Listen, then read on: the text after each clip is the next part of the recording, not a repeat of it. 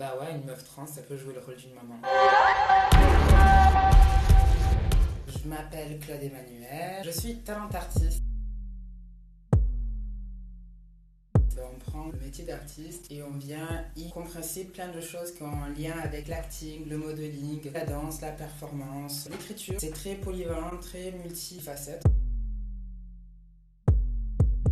J'ai fait des écoles privées, ce qui arrive généralement à un enfant qui est différent, il se fait souvent maltraité par les autres enfants. Peu importe, ça m'a endurci et j'ai fini par rentrer aux Beaux-Arts de Perpignan où j'ai appris à mettre des mots sur ce que j'étais réellement. Antérieur à tout ça, il n'y a pas un seul souvenir où j'arrive à me dire que ça a été positif. J'ai pu m'essayer de façon autodidacte à plusieurs choses, principalement la performance. Je me suis axée plus sur quelque chose qui ressemblait à des ready-made. J'ai fait plusieurs projets qui parlaient forcément à l'époque de la transidentité, des transidentités pour le milieu de l'art, c'était peut-être un peu trop tôt. Je me suis fait censurer mon travail alors que j'ai été major de promotion. J'ai débarqué à Paris en essayant de trouver des galeries qui voudraient me signer et il n'y a personne qui a voulu me signer. Ma transition est arrivée un peu comme un cheveu sur la soupe. Ça m'a poussé à faire des bêtises. Pour le trigger warning, attention, je me suis défenestrée du 7e étage. C'est à partir de cette aventure-là que Claude Emmanuel est enfin sorti de ce corps. Donc j'ai fait beaucoup de choses pour me sentir à l'aise avec moi-même. Je faisais à l'époque 170 kilos. J'ai été suivie pour perdre du poids, faire une opération qui s'appelle le mini bypass. J'ai été suivie par différents psychiatres pour pouvoir donc commencer mon traitement hormonal. À cette époque-là, je connaissais pas tous ces termes queer. Donc moi, je me définissais comme une entité androgyne. Ce qui me gênait le plus, c'était tous les préjugés qui étaient liés à la féminité. Je pouvais pas être une femme grosse, une femme racisée.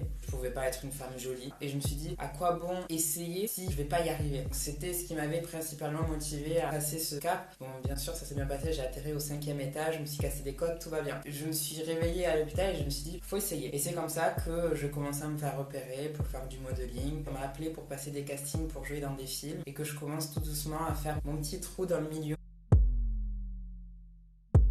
Mes meilleurs potes, on discute beaucoup et on forme un groupe. Ce groupe-là, ça permet vraiment de tous les jours se donner de la force, de voir où on en est. Les personnes qui m'inspirent, ce sont sûrement les personnes qui me sont le plus proches en ce moment.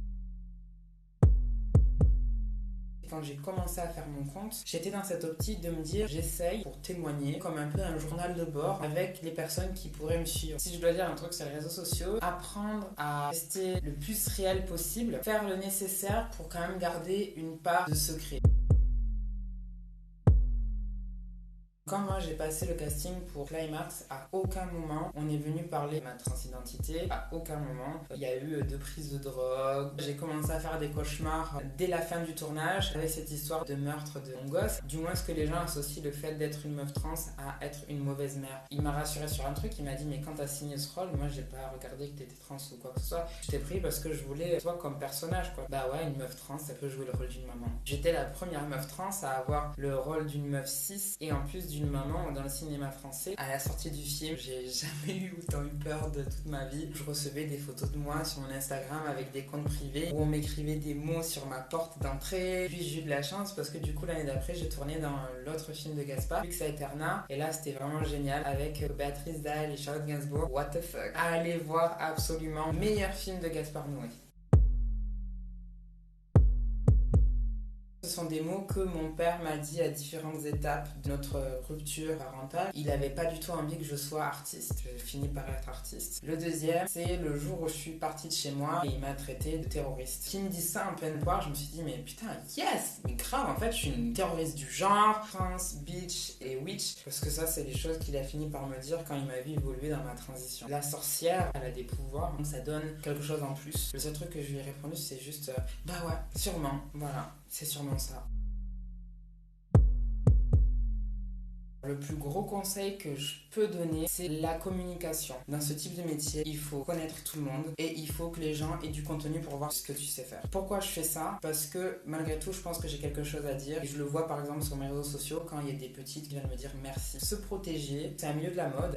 On va vous faire cristalliser en vous tous les problèmes que toutes les femmes ont. Le poids, la féminité, les cicatrices, la vergeture. Tout ce qui fait que vous êtes une femme, que vous n'êtes pas une statue de cire. On va vous le reprocher. Gardez la tête bien haute et leur dire vous voulez travailler avec moi ou pas? Si vous voulez pas, je vais ailleurs. Il y a d'autres contrats pour moi.